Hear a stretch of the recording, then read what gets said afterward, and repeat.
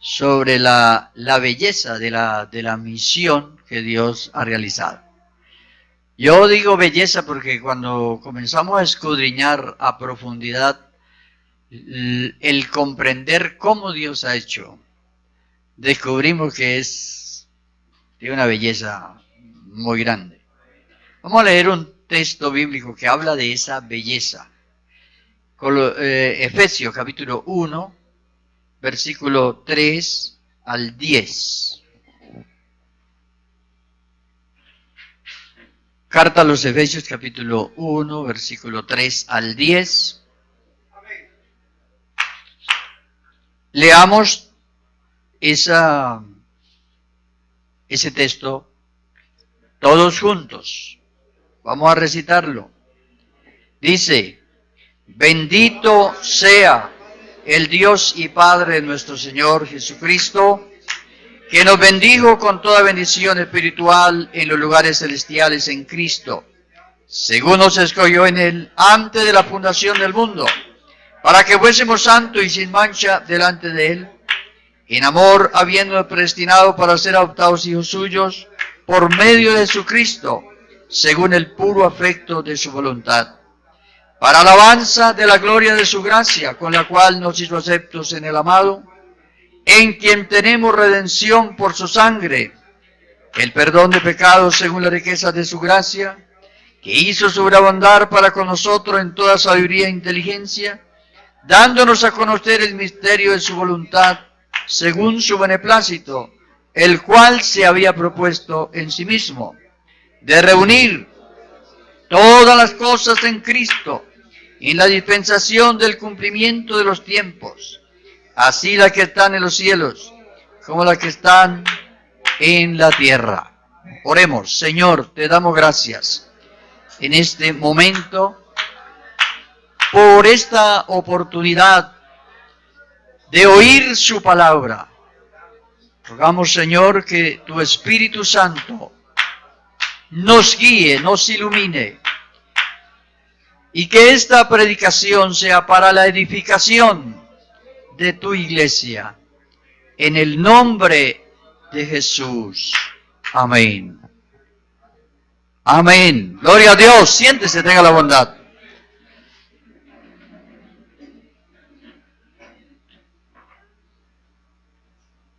Bueno, de verdad, hablar de la salvación, aparte pues de la dádiva de Dios y los requisitos que Dios, lo que Dios le exige al hombre para tener derecho a esta salvación. También esto tiene una presentación muy hermosa, y comienzo diciéndoles que a veces la gente no alcanzamos a entender o no nos ocupamos de esto, pero realmente el caso de la salvación, este asunto de la salvación, es algo muy importante y muy hermoso. Por ejemplo, este texto tiene una profundidad muy grande. Esta carta el apóstol la escribe estando preso. La dicta, él no la escribe porque no la puede escribir, tenía sus pies y sus manos atadas. Entonces la dicta y la escribe uno de los ayudantes de Pablo. Y es la carta donde da la respuesta a muchos interrogantes que la gente tiene. La gente pregunta y dice, bueno, pero ¿por qué estamos aquí en el universo? ¿Por qué estamos aquí en el universo? ¿Qué estamos haciendo aquí? Si nosotros no pedimos venir aquí, no pedimos que nos trajeran.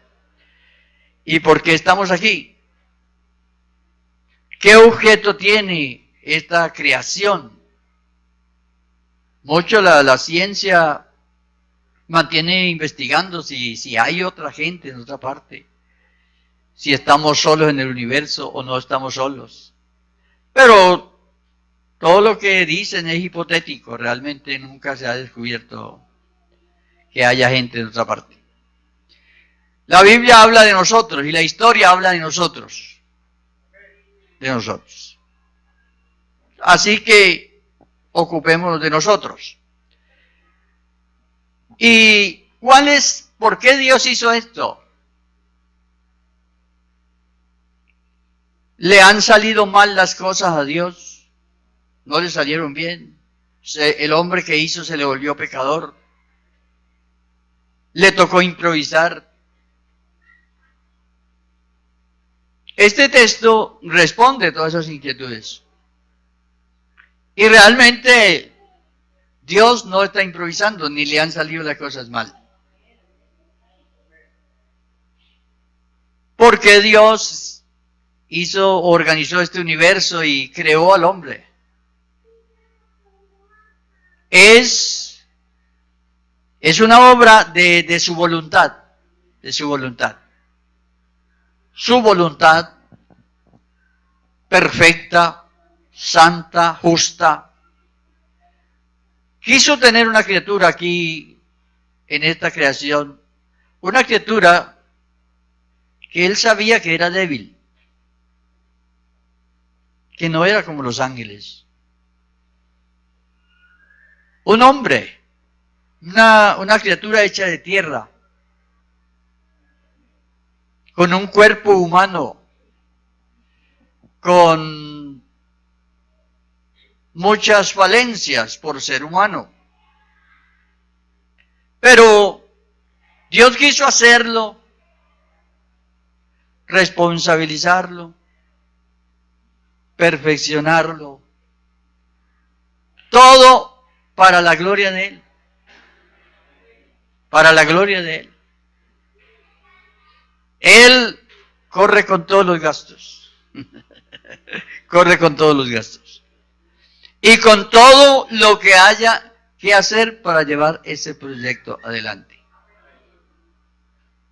Sabe todo. Dios sabe todo. Dios sabe todo lo que va a pasar. Y es bien importante pensar la profundidad con que habla el apóstol. Él dice que Él nos escogió antes de la fundación del mundo. O sea, antes de la fundación del mundo y antes que vinieran las adversidades ya estaba el remedio. O sea, la creación tiene una provisión. Tiene una provisión. Hay una logística ya. Y hay una provisión para sacar el proyecto adelante. ¿Cuál es el proyecto? Leyeron el 10. Leyeron el versículo 10. ¿Cuál es el proyecto? Ese es el propósito. Ya. La conclusión de todo el plan será reunir todas las cosas en Cristo. Las que están en los cielos, en la tierra, todo. Reunirlo en Cristo. Entonces, esto ha tenido dificultades, pero Dios conocía las dificultades. Dios no ha tenido que improvisar. Dios tiene un plan. Nosotros somos los que tenemos que comprender qué es lo que Dios está haciendo. Nosotros debemos comprender qué es lo que Dios está haciendo. Y cada uno debe comprender por qué está aquí. Por qué está aquí en este universo. Y hoy, por ejemplo, que usted está aquí, los amigos que están aquí en el culto, saber que Dios tiene un plan que lo incluye a usted. El plan que Dios tiene lo incluye a usted. O sea, usted no está fuera. Nadie está fuera. Dios tiene un plan que incluye a todos. Hay algunas cosas que Dios ha hecho y nosotros tenemos que creerlas. Entonces, ahí, después de que se sucede todo esto del problema del pecado, es que nace esa necesidad de la fe, de que el hombre, su fe sea orientada hacia Dios. Entonces, por eso tenemos textos que hablan mucho sobre la fe. Y vamos a hablar un poquito, porque yo diría que en el cielo no se necesita la fe. Allá todo se ve. Donde todo se ve no necesita fe. Aquí sí se necesita la fe. Aquí necesitamos creer. Necesitamos creer. Entonces, la importancia del creer. Hebreos 11:1. Es pues la fe, la certeza de lo que se espera y la convicción de lo que no se ve.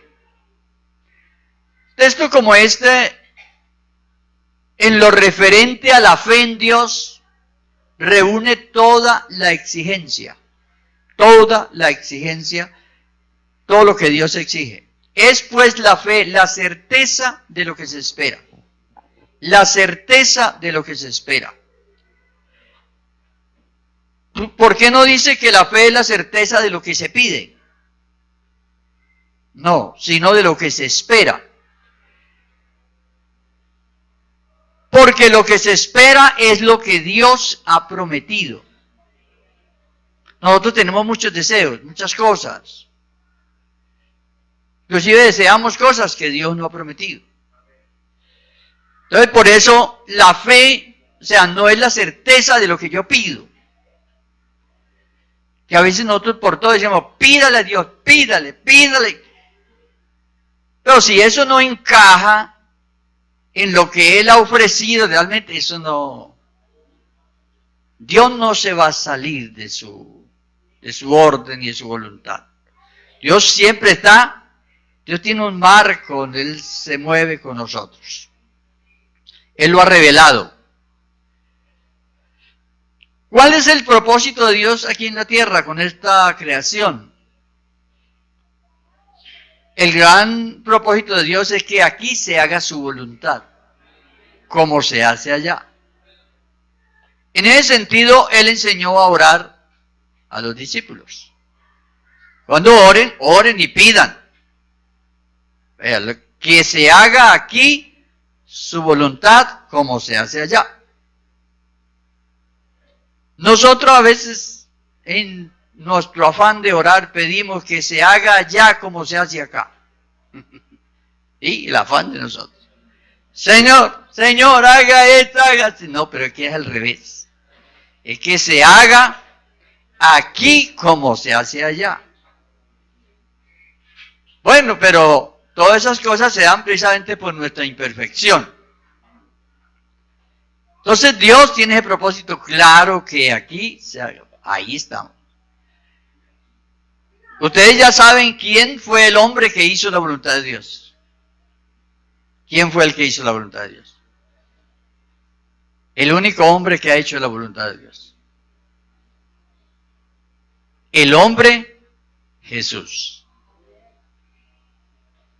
Y que el gran problema de todos estos siglos y todo ha sido que la persona no hace la voluntad de Dios, sino su propia voluntad. El gran problema es ese. Entonces, se requiere humillación, reconocimiento y todo para que realmente nosotros podamos esperar que Dios haga su voluntad. Aquí está en el texto que leímos, por el puro afecto de su voluntad. O sea, lo que Dios quiere es que aquí se haga su voluntad. De hecho, Dios en su propósito lo ha estado mostrando y realizando. Si Él mismo se manifestó en carne en este mundo.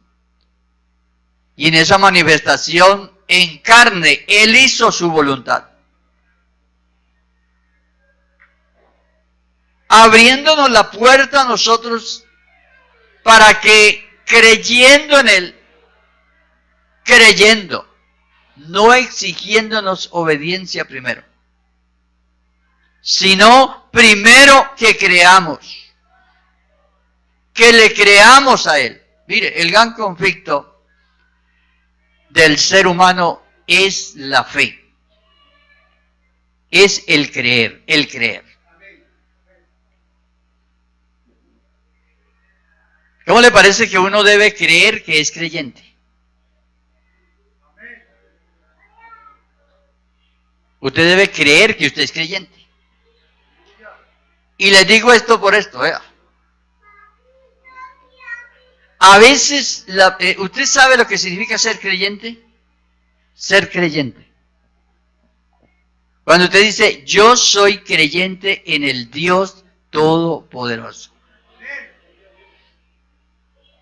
Inmediatamente, ¿qué denota eso? Si yo soy creyente en el Dios Todopoderoso, Todopoderoso, que todo lo puede. ¿Cómo se debe reflejar eso en nosotros?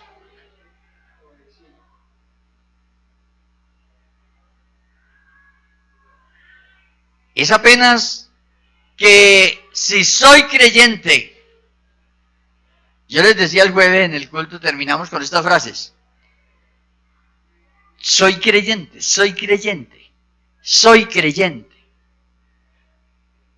Porque a veces nos inunda la duda y la desconfianza. ¿Cómo se va a solucionar esto? ¿Cuál va a ser la salida a esto? ¿Cómo? Y nos metemos en una cantidad de dudas, de afanes, de desconfianza, de situaciones que hasta nos hacen sentir mal.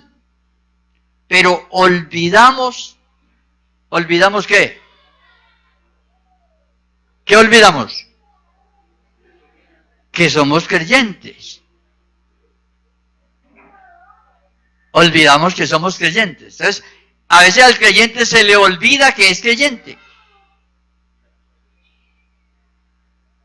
Entonces la persona dice, no, yo soy creyente en Dios y es imposible que Dios mienta. Es imposible que Dios mienta, Dios no miente.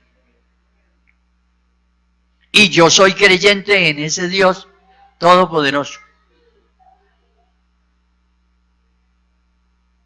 Entonces, inmediatamente la persona asume una actitud diferente. No, yo espero en Dios. Este problema que hay, esta situación que está presentando, es muy pequeña para Dios.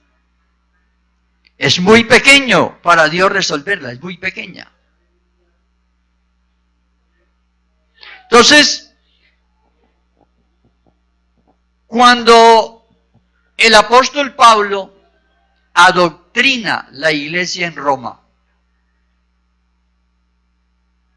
que la iglesia de Roma pues no fue fundada por el apóstol Pablo y tenían la gran necesidad de ser adoctrinada.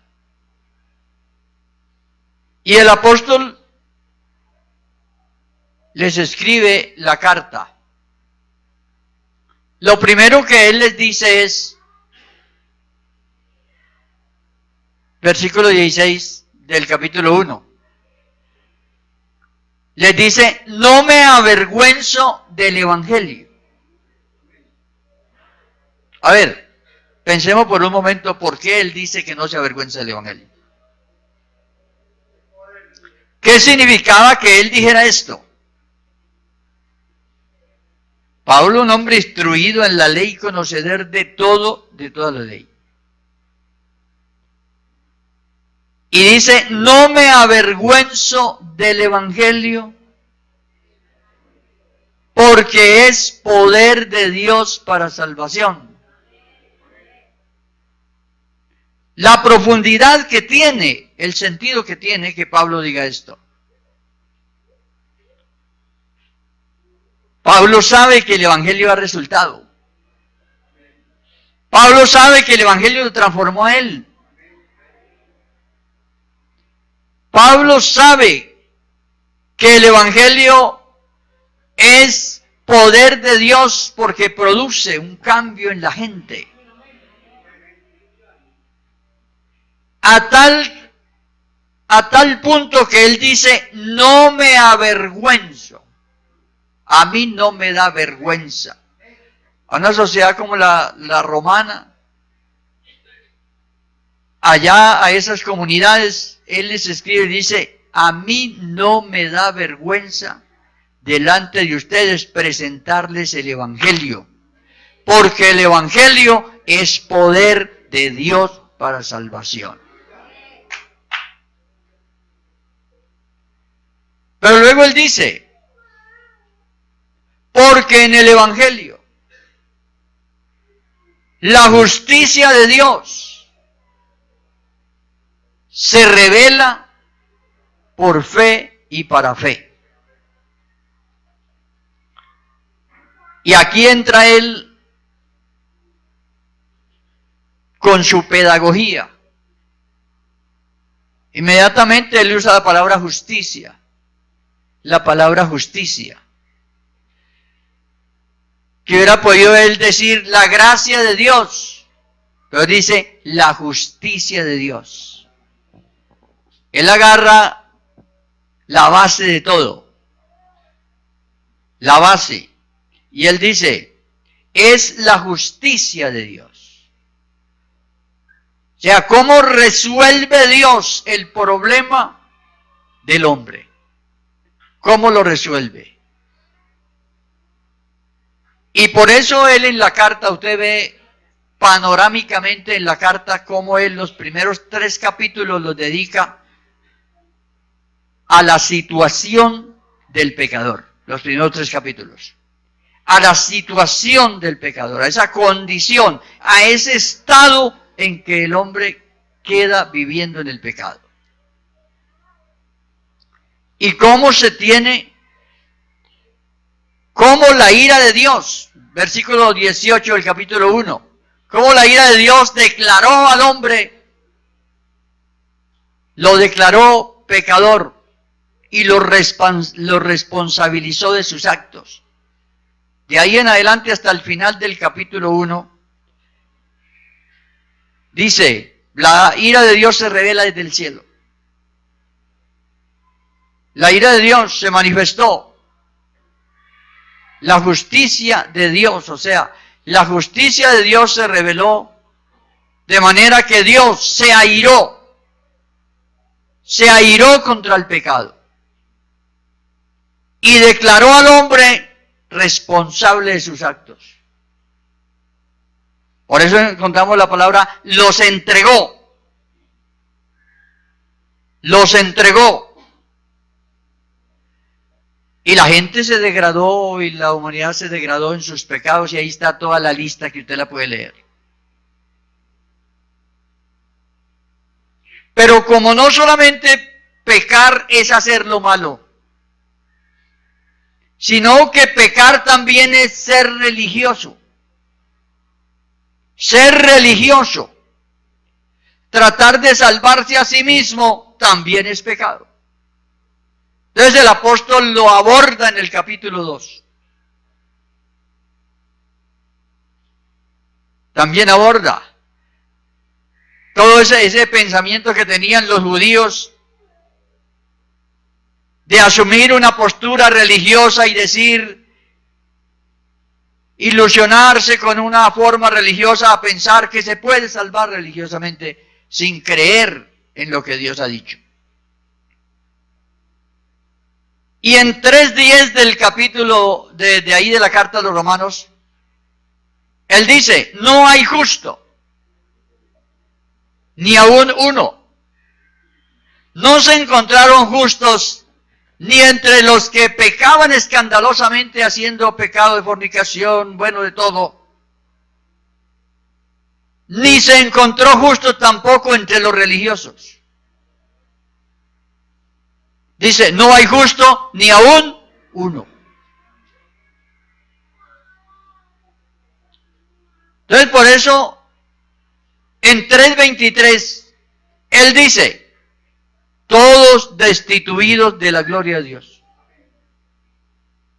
Por cuanto todos pecaron, destituidos de la gloria de Dios.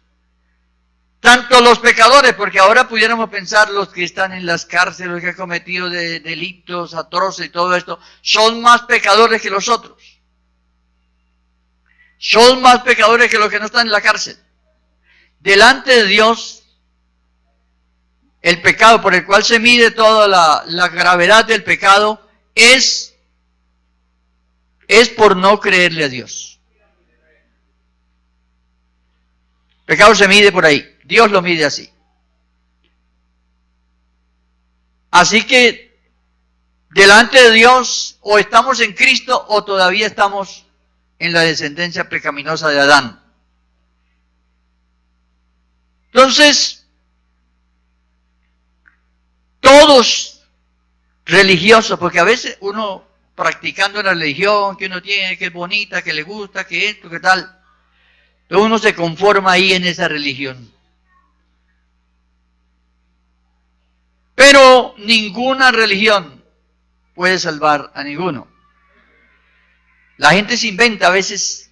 Yo diría que cuando el Señor invitó y dice, paraos en los caminos, le dijo al pueblo de Israel, paraos en los caminos. Es como que cada uno tiene como un camino. A veces la persona dice, yo voy a llegar al cielo de esta manera. El otro dice, yo voy a llegar de esta manera. Pero Dios solo ha trazado un camino. El único camino que Él trazó es de reunir todas las cosas en Cristo. En Cristo. Por ahí no aparecen los santos que nadie más. Por ahí no aparece nadie más. Las cosas se van a reunir en Cristo. Dice que del único que se ha dado fe que ha resucitado de los muertos es Jesús. Y por eso asumió el señorío y es el Señor. Es el Señor de señores y Rey de reyes y todo, porque es el único que ha sobrevivido. Ha pasado por encima de todo esto. A pesar de que vivió para redimirnos a nosotros, Él fue hecho pecado. Fue hecho pecado por nosotros, pero no pecó.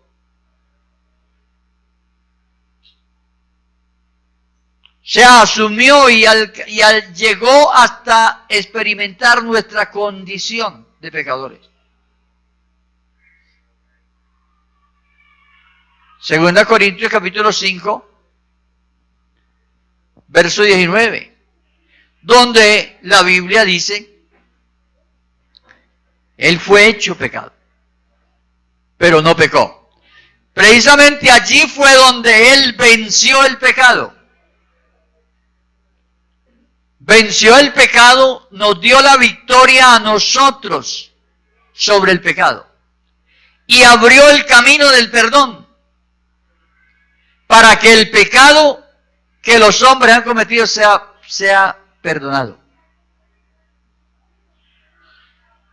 Entonces por eso le quitó el aguijón a la muerte, que es el pecado, para poder permitir que la persona pueda ser resucitada con Él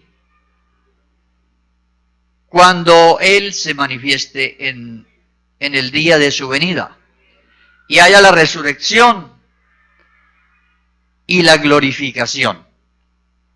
Entonces, esta carta a los romanos es una carta que tiene un contenido muy grande. Yo diría que estamos haciendo apenas la apertura del estudio de esta carta. Cómo la fe, cómo obra la fe. Por ejemplo, Romanos 5, 1 dice, justificados pues por la fe, tenemos paz para con Dios. Fíjense que no, la justificación no es por la ley, sino por la fe. Si la Biblia dijera que justificados pues por la ley, tendríamos que la gran exigencia sería obedecer y no creer. Pero la justificación quiere decir que la persona es declarada justa. Y es que la palabra no dice inocente, sino justo. Justificado quiere decir que pasó por el proceso, que se buscaron todas las pruebas, que fue asistido y que fue justificado.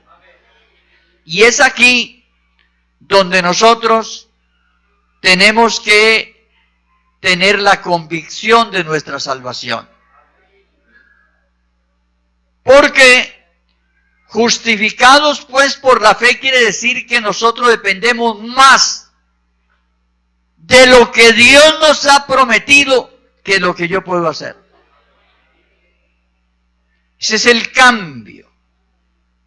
Ese es el cambio grande, que si fuera por la ley, entonces yo tendría que ocuparme primero del obedecer. Pero hermano, vea, si nosotros le vemos la importancia que tiene creer, el creer en la persona es lo que realmente lo lleva a la obediencia sin dolor.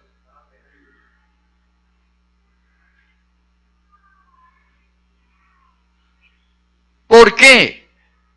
Porque está basado en las promesas de Dios. Lo que Dios me ha prometido a mí.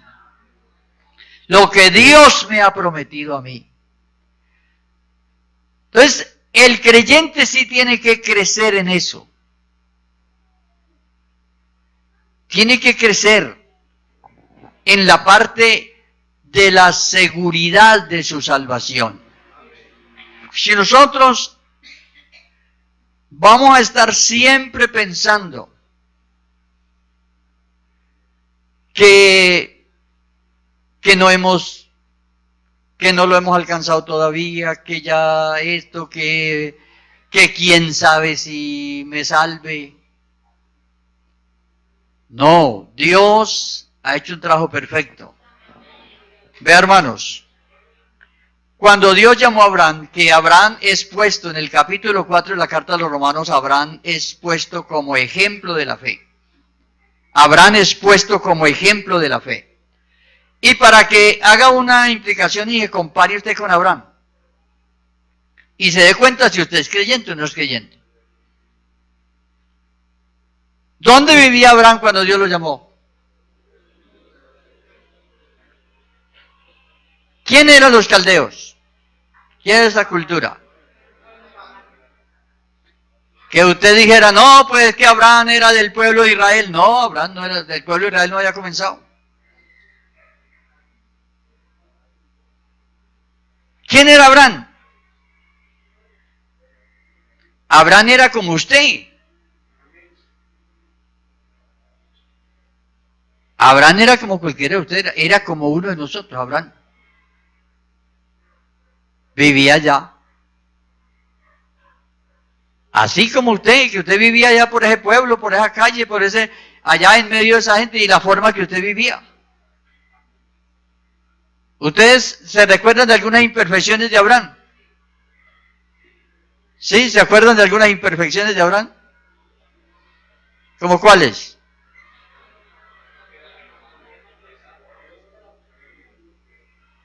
La primera imperfección, cuando Abraham sale de Ur de los Caldeos, él no hizo del todo caso a lo que Dios le dijo. No hizo del todo caso. Y se dice la historia que posiblemente se demoró más en llegar. Se demoró. Porque se llevó al papá. O sea, allí se ve la debilidad que tenemos también nosotros. Pero Dios lo llamó. Dios lo llamó. Y Dios no se vuelve atrás. ¿Usted cree que Dios lo llamó a usted? ¿Usted cree que Dios lo llamó? ¿Sí cree que Dios lo llamó? Así como usted era. ¿Usted era así como Abraham? Dios lo llamó. Lo llamó. ¿Cuál fue la primera expresión de fe de Abraham? La primera expresión, ¿cómo expresó él su fe? ¿Cómo manifestó su fe? Que bueno, sí le creí a Dios.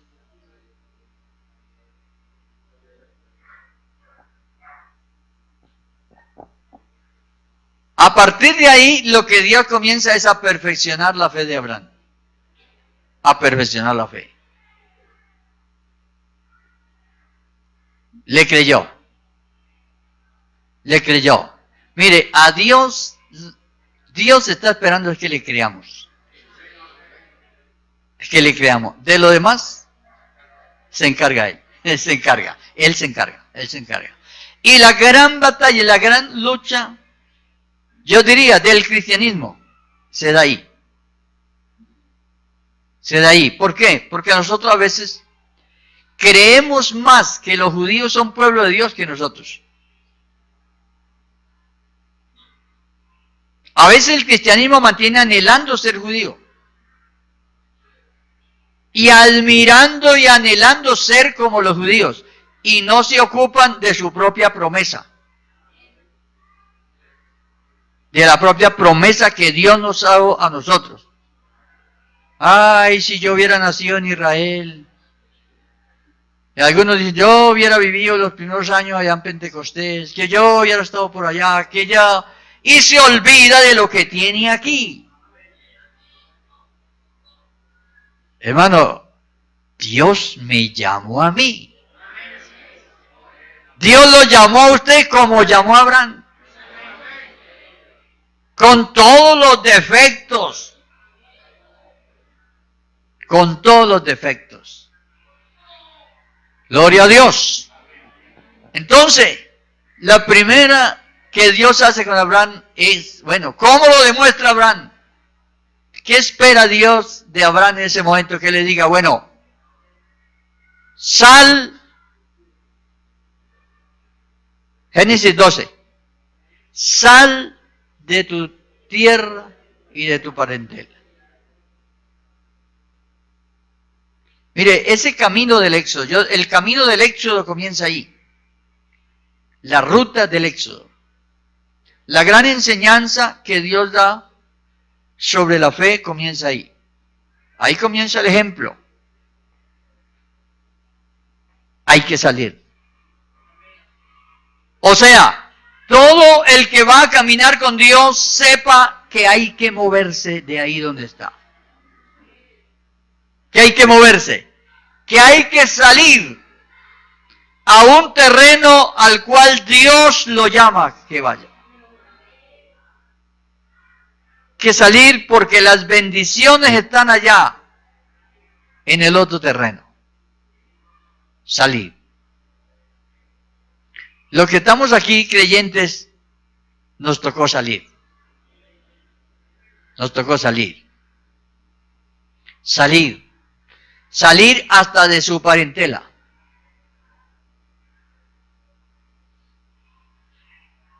Hoy muchos se bautizan y los otros los abrazan y los felicitan y todo, pero antes no era así. Hoy el fanatismo religioso ha bajado un poco.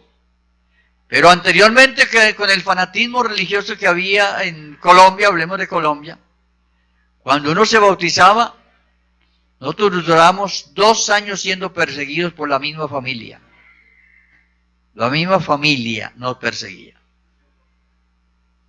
Mi papá tenía 40 y tantos años cuando se convirtió al Señor. Y Y la abuela, la madre, lo persiguió para castigarlo con un palo, porque se había salido de la religión. O sea, hay que salir. Hay que salir de las costumbres de allá. Ese salir invita a cambiar. A cambiar. A vivir experiencias con Dios. A soltarse en las manos de Dios. Hay que salir. Hay que dar un paso al frente y decir, yo salgo. ¿Para dónde voy? Hoy Abraham no conocía a Siquem. No conocía. Y eran más de 400 kilómetros que le tocaba que caminar.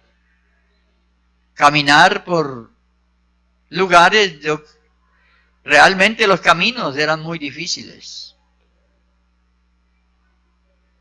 Abraham salió. Así mi amado amigo que está esta mañana acá, cuando Dios nos llama, tenemos que salir. Yo creo que Abraham tenía alguna relativa comodidad allá en su tienda o su forma que vivía. Y ahora a vivir en el camino.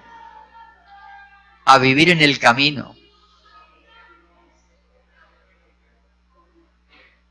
Caminar con Dios es lo más grande que le puede pasar a uno. Y Dios siguió perfeccionando a Abraham en este camino de la fe. Llegó el momento que Dios permitió que Abraham le ofreciera algo. Pero realmente Abraham no tenía nada que ofrecer. No tenía nada de él. Entonces dice, yo mismo le voy a dar algo para que tú me ofrezcas a mí. Y a través de eso te voy a enseñar algo. Y entonces le dio un hijo. Le dio un hijo. Hizo un milagro y le dio un hijo. Y después le dijo, vas a sacrificar su hijo. Porque Abraham vivía en una cultura, la cultura de los caldeos, donde se ofrecían los niños a los dioses. Allá se ofrecían los niños. Entonces, Dios le enseña, hace dos cosas. Y le dice, bueno, ese hijo que te di me lo vas a sacrificar. Y Abraham dijo, bueno, pues a los otros dioses también se les sacrifican los hijos. ¿Cuál es el problema? Yo sacrifico el mío también a ti. Listo, no hay problema. Abraham se fue a sacrificar y Dios le dijo, no vas a hacer eso. Y con eso le quitó la costumbre.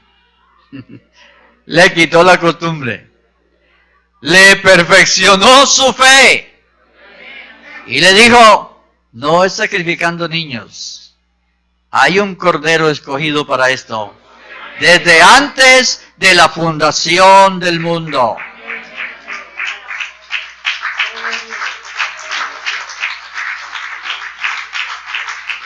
Y con eso, hermano, con eso nos dio una lección a todos. Nos dio una lección a todos. Que nosotros, de nosotros mismos, no tenemos nada que dar. Pero que el amor que era derramado en nosotros, porque Él nos amó primero y derramó amor en nosotros, con ese amor lo amamos a Él. Es que vea, esta es la situación, hermanos, que usted a veces vemos, por ejemplo, las personas que todavía no aman a Dios. Y entonces uno dice, bueno, pero ¿por qué no lo hace? Porque no le ha llegado la porción de Él. No le ha llegado la porción de amor al corazón. No la ha recibido. Cuando la persona abra el corazón y diga, Señor, dame de tu amor. Entonces, cuando ese amor es derramado, ese amor entonces se revierte en amor hacia Dios. Entonces ahí es cuando la persona puede dejar el pecado, dejar todo. Y no duele. Antes produce gozo. Oiga, apartarse de lo malo produce gozo. Produce alegría. Vea, cuando lo persiguen a uno por el Evangelio, eso no le da a uno ni mal genio le da. No, es que no le da mal genio. A usted le da gozo. Le da gozo por poder participar de los padecimientos de Él. Entonces, por eso es que la persona, el amor de Dios lo capacita para renunciar. Para renunciar ese amor que Dios derrama en el corazón. Entonces lo que tenemos que abrir es la puerta a Dios y decir, Señor, quiero recibir ese amor, recibirlo. No tener el temor. Yo le decía a unas jóvenes, el domingo pasado, unas jóvenes que visitamos, yo les decía, no se ponga a pensar cómo voy a ir a la iglesia, vaya a la iglesia. Vaya como está. Vaya como está. Que lo otro después. Vea, Dios todo lo que nos dice, ¿me quiere creer? Una vez Jesús con unas palabras como en un tono de melancolía, no queréis venir a mí. Le dice, como de compasión, no queréis venir a mí para que tengáis vida. Eso era, estando él ahí, estando el Señor ahí, él dice, estando yo aquí, porque el hecho de que Jesús estuviera ahí, eso era muy grande. Y dice, no queréis venir a mí para tener vida.